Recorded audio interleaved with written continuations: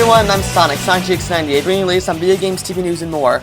So today, it marks a really special day. Today we are going to be finally going back to Transformers Robots in Disguise in our first review of what very may be Season 3. So today we are going to be reviewing either Season 3, Episode 1 of Transformers Robots in Disguise, or Season 2, Episode 14, as Canada's calling it. So for this review, we're going to be doing our review of Transformers Robots in Disguise Season 3, Episode 1 / Season 2, Episode 14 History Lesson. So, for all intents and purposes, I'm going to be calling this a Season 3 premiere, and I gotta say, Hasbro did a great job with the Season 3 premiere. At first, I thought Season 2 for sure was going to be the final season of Robots in Disguise, but man, Season 3 seems to have a really strong start. Kind of like Overloaded Part 1, definitely, and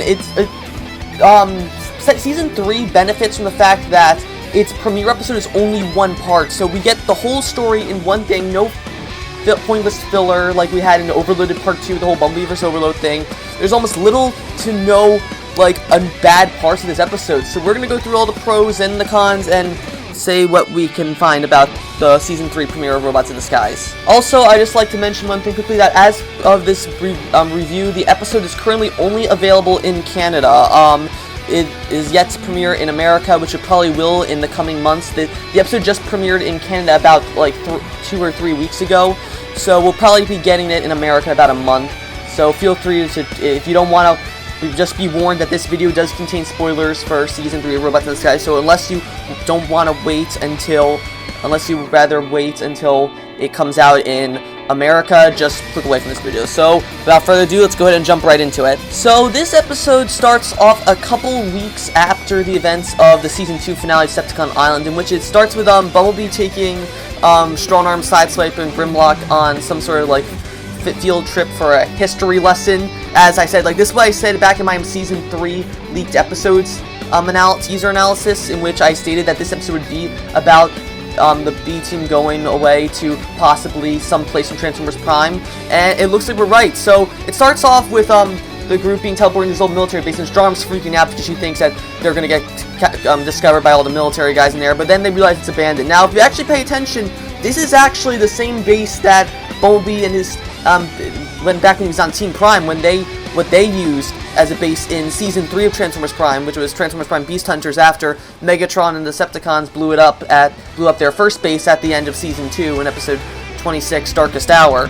So after that, everyone except Grimlock scans a military jeep outside for some new desert camos, and this is the first time we're seeing, we've seen Sideswipe in a desert camo back in Season 2, Episode 5, Cover Me. This is the first time we're seeing Bumblebee and Strong Arm in desert camos, and I gotta say, they look really good. Strong Arm looks really good in desert camo. Bumblebee kind of reminds me of his Shadow Realm camo back from Season 2, Episode 10, Portals. Obviously, Grimlock doesn't have a desert camo, and Drift has his, I forgot Drift's in this too. Drift has his desert camo from Episode 5, Cover Me, as well. So, and Grimlock doesn't have a camo because obviously he's a dinosaur, so desert camo doesn't help him that much. So, the team then decides to head out, in which they head over to the original Autobot base from Transformers Prime Seasons 1 and 2. So at this point, RC's fangirling out and everything, and so Bumblebee's just telling them all stuff they did, how he mentions a bunch of stuff from Transformers Prime, what happened. So basically, Bumblebee decides that they should go and explore the base to go get some relics that they had left over from the events of Transformers Prime and before.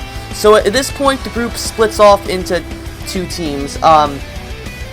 Strong Arm, after they end up being battled by a couple of the base's leftover security systems, which were put in, as Bumblebee says, they were put in after a Decepticon tried to infiltrate the base, which is actually a nice reference back to Season 1 of Transformers Prime, in which the Decepticon Makeshift actually ended up kidnapping Wheeljack and disguising himself as him in order to infiltrate the Autobot base. So we know when these security systems got implemented.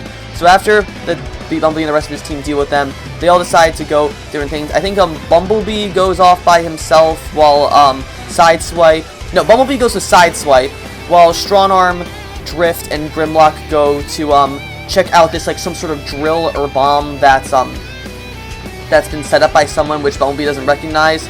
So Bumblebee and Sideswipe go to figure out who planted the bomb, while Strong Arm, Grimlock, and Drift try to defuse it.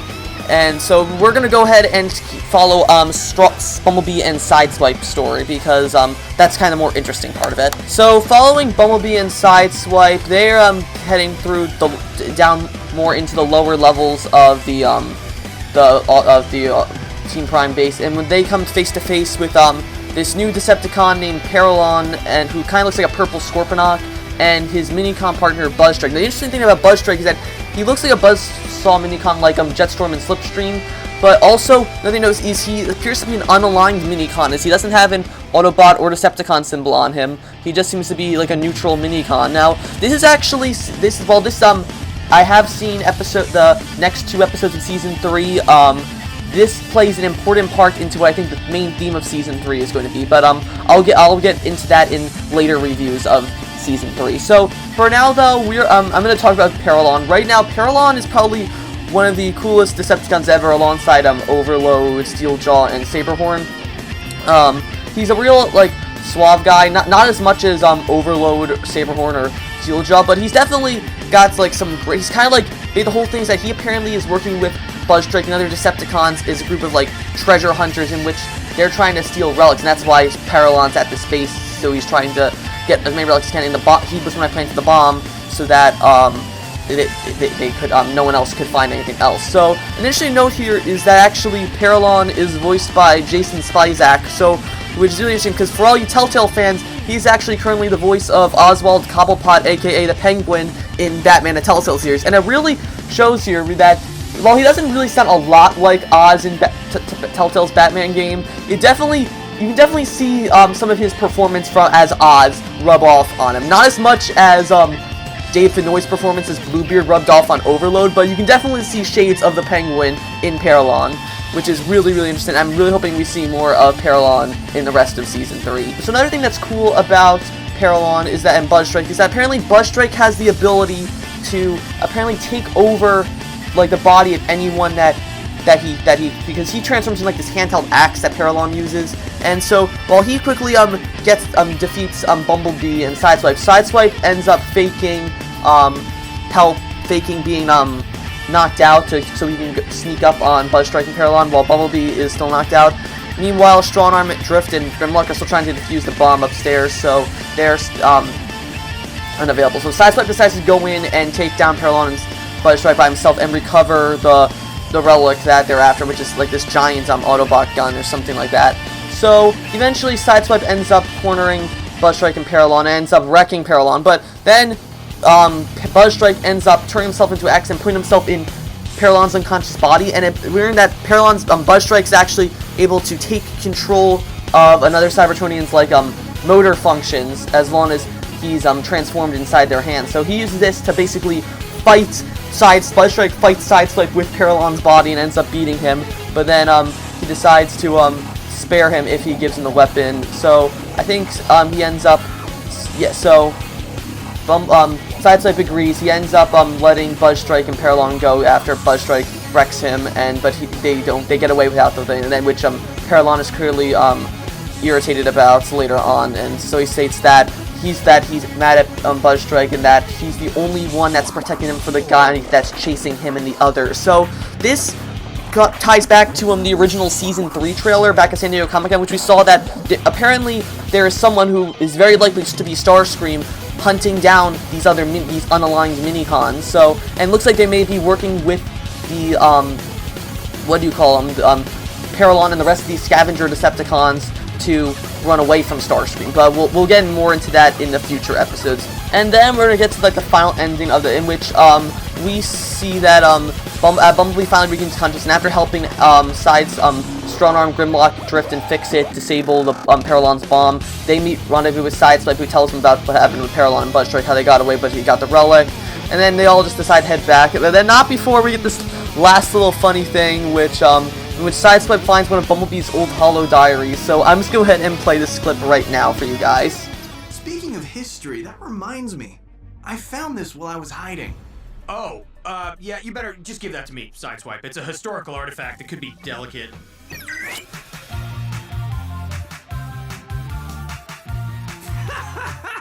B, is this you? Are you Are you waving your leg for help? Sideswipe, that's my diary, okay? And exercise videos, they were very popular on Earth in those days. I thought maybe I'd make one for Cybertronians. Most undignified, but highly amusing. Sideswipe, give it. Seriously, give it. What's the matter? Not so crazy about history now, are you?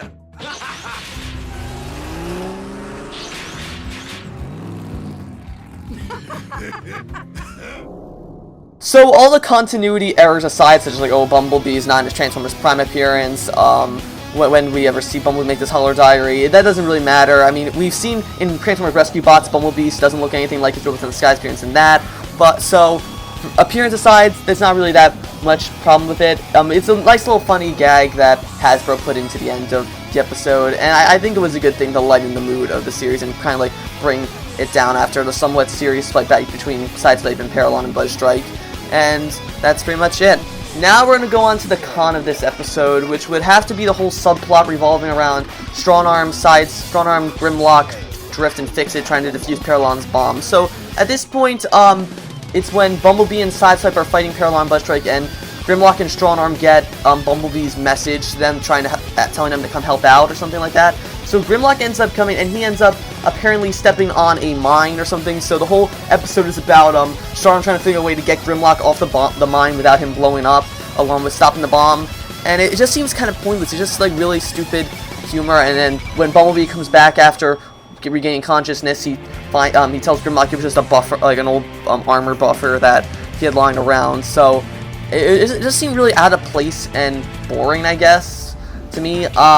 That's pretty much. And then another con would have to be the bunch of continuity errors with Transformers Prime in this. Now, not counting the one with Bumblebee's appearance being not correct, that's not the one I'm concerned about. It's a couple of points that Bumblebee makes in regards to the history of his Team Prime's base in Seasons 1 and 2 Transformers Prime, in which he states that, oh, they had lower levels of the base, which they stored relics in, and Bumblebee said that he hid from 2 Decepticons under. Now, that doesn't really make sense, because according to Transformers Prime, the Decepticons had no idea of where their base was. The only Decepticons they ever knew were Makeshift, who died at the end of his episode, and then Megatron, who went in, but he never knew the coordinates of it in the Season 1 finale. The Decepticons didn't know where it was until Season 2, in which it was destroyed. So that's kind of a big continuity error right there, which kind of annoys me, seeing as how this series is meant to be a sequel to Transformers Prime, so that's gonna hurt it episode a bit. Alright, so that was my review of Transformers Robots in the Sky Season 3 Episode 1, or Season 2 Episode 14 History Lessons, whichever we like to call it. If I had to rate this episode, I would probably give it an 8.5 out of 10. It was a great way to start off the third season or the second half of Season 2, depending on what's gonna be true. The Carillon and Buzzstrike seemed like really interesting characters. It was great to see more stuff referenced from Transformers Prime, but with some cons, such as the whole stupid subplot with Strongarm, Grimlock, and Drift, and the slight continuity errors that kind of muddled the experience. Overall, though, it was really good. So that'll be it for this review. I'll be back soon with with the next episode, Strongarm's Big Score. If you like this episode, be sure to leave a like, comment, subscribe, and I will see you guys later.